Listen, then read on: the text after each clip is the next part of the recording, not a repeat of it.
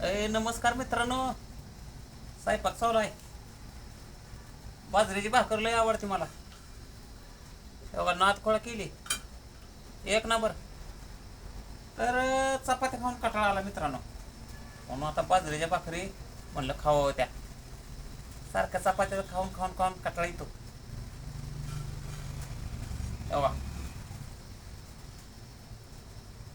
दोनच केले त्या, लय नाही करत मी. तेव्हा ताज्या ताज्या करून खायच्या, शिळ्या खायच्या नाही त्या. कुठली गोष्ट ताजी खायची. आणि मित्रांनो, मी कालवण कधी केलं माहिती आहे का? कालवण बटाटोच कालवण केले बघा. हे बघा, थोडंच करायचं बटाटोचं.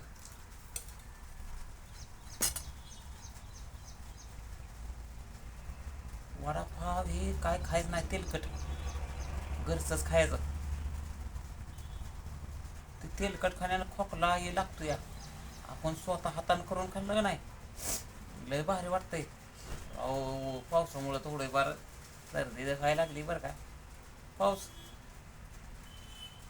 2-3 वेळा टकोर धुतलंय, भिजलो.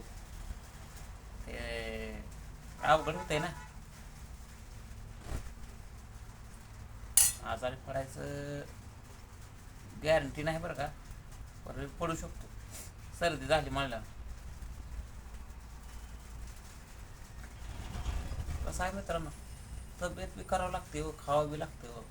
आणि आम्ही असं दावत नाही काजून बदामन.